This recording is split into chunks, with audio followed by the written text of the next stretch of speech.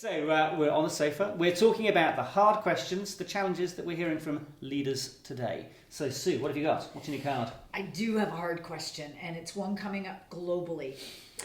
Growth mindset seems to be the term everyone is talking about. So a lot of organizations talking about transformation because, of course, our world is transforming. For sure. And they want to know, how do they develop a growth mindset within their organization?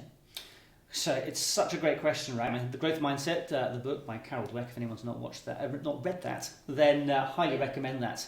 So why don't we just talk a little bit first what it is first of all, right? I think so. So I see that there's three different mindsets. There's the fixed mindset, the growth mindset, and then the one which I've fallen into for sure of the false growth mindset. So the fixed mindset, right? What is it? It's things are this way.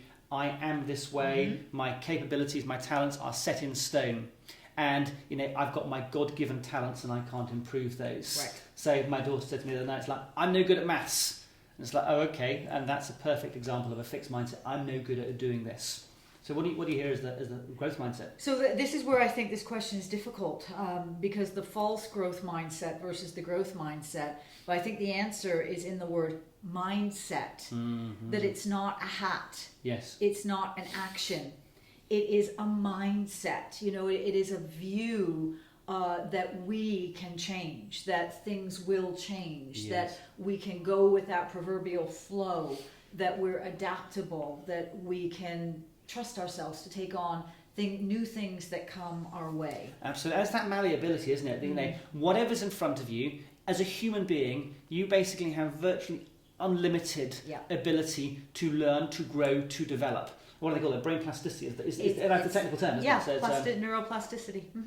So it's fascinating in Carol Dweck's book, right? When she talks about the things. So it's like, going back to the example of my daughter, when she says, I'm no good at maths, the simple antidote to that is saying, yet at the end, I'm no good at maths yet. Because then it opens up that possibility for growth, doesn't it? It absolutely does. And I think that's the thing about a growth mindset. What we don't actually recognize, Casper, that I think is really important in a growth mindset, is that we create the conditions of our life.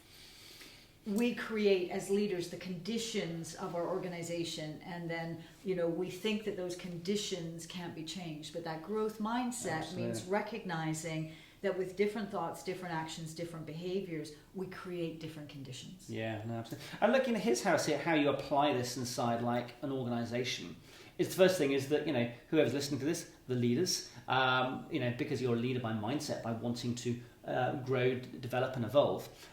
The first thing is you taking that growth mindset approach. What do I need to learn next? Who do I need to go and approach? And the more you ingrain that yourself and you model that, so then other people in your organization can start to, because you can't force someone else to have, and that's one of the challenges here, right? You want other people in your organization to have that growth mindset. Why won't they be more growth mindset? I mean, do you hear that? Yeah. I'm sorry. I'm laughing because I think you're absolutely correct. That we have to model those behaviors that we want from other people. Sure. I'm laughing because, and tell me if you've heard this, over the years, the number of times that I have worked with leaders who are embarrassed to tell anyone that they've come to a development session or have a coach or have a mentor, and they're embarrassed. And I'm like, what?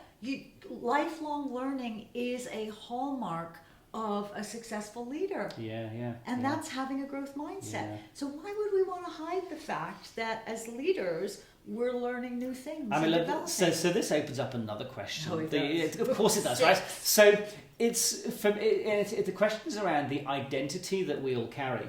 So something that I've carried for a long time now, or no, not for a long time, because I definitely used to have a fixed mindset, and it was all about there's a certain amount of talents and abilities that I have, and there's a fixed finite amount.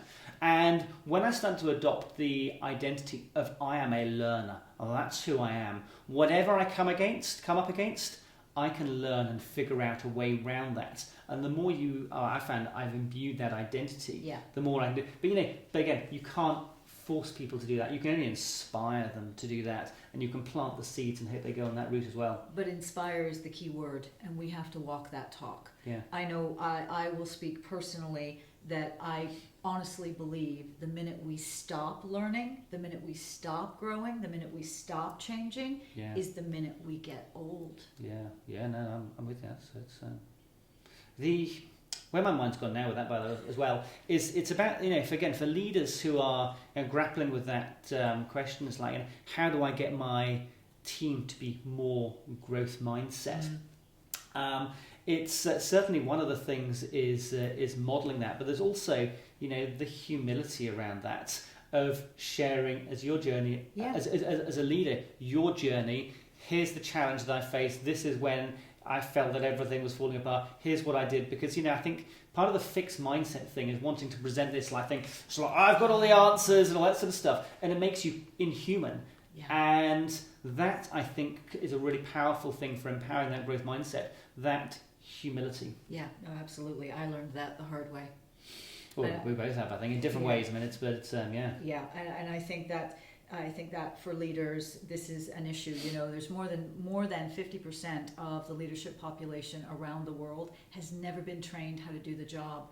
So human beings, if we've never been trained how to be a leader, what do we do by default? Right. We model the behaviors we've seen in the past, and we do not allow feedback. Yeah. We don't allow any input in that tells us that there's a different way of doing things, and those defense mechanisms then crop up, don't they? The minute we've done something wrong, whether that's anger or whether that's blaming others. There's a whole can of worms. But the fundamental thing, right? The organisations that we're talking to, right? The whole thing is about transformation and change. I don't know. I'm doing it with my hands, by the way. But that kind of symbolises that, doesn't it?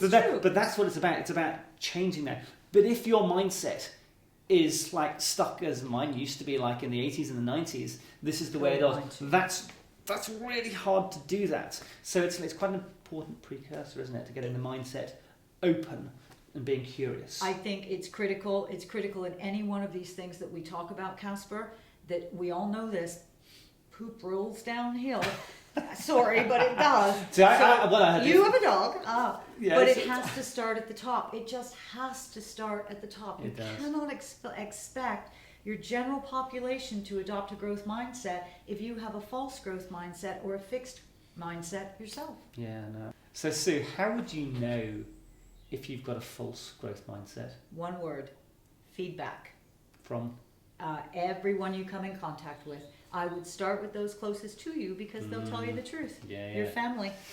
Oh, a painful place, isn't it? It's the cradle of so much learning, isn't it? So we always say, if you want to develop any of these skills, you start in your own kitchen, because it's often the hardest place to start. They will tell you the truth, and they'll still love you anyway, and they won't go away.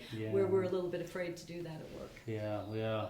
Oh gosh, we could riff on this one for a long time, but I suspect this topic will come back in more questions that we're going to cover soon. It's a big issue globally right now, this growth mindset, with the volume of change, the amount of change, the extent of the change that we're all facing. It's not going to go away. It's something that needs to be explored in greater depth. All right, we'll come back to this for sure. Take care, everyone.